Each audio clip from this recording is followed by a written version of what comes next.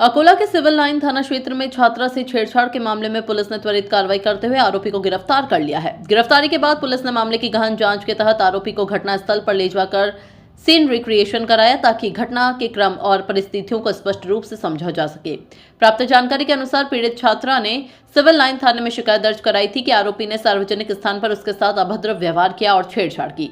शिकायत को गंभीरता से लेते हुए पुलिस ने तत्काल मामला दर्ज कर जांच शुरू की।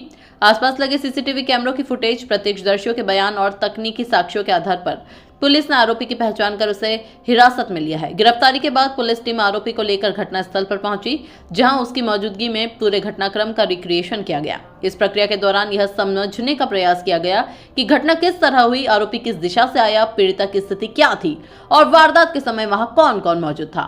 सीन रिक्रिएशन से जांच को मजबूत साक्ष्य मिलने की उम्मीद जताई जा रही है। आइए देखिए खबर विस्तार से। भारत संवाद के लिए अकोला महाराष्ट्र से श्री संजय दास की खास रिपोर्ट और बने रहिए भारत संवाद के साथ। पोलीस अधीक्षक साहेब, अर्चितजी चांडक साहेब आणि आपल्या मालती कयाते मॅडम, एलसीबीचे सर्व टीम या सर्वांचं अभिनंदन करतो की एवढ्या 2 ते 3 दिवसात त्यांनी जो चिडीमार होता त्याला पकडलं आणि आज आपल्या वाडामध्ये जिथं तो गेला होता आणि जिथं त्याने छेड काढली ते छेड तिथे त्याला पूर्ण फिरवलं आणि असं माझ्या प्रभागात कोणी करू नये आणि पूर्ण अकोला शहरातच कोणी करू नये अशी चिडीमारी।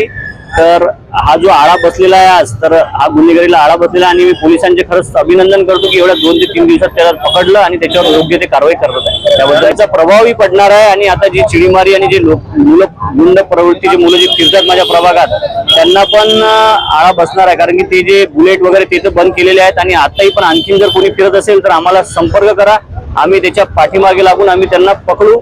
आणि आता बाकीच्यांनाही मी सांगतो की वार्डामध्ये कोणीही फिरू नका आणि चिडीमारी मुलीकडे बघायचंही नाही आणि या एरियात चिडीमारी पण करायची नाही।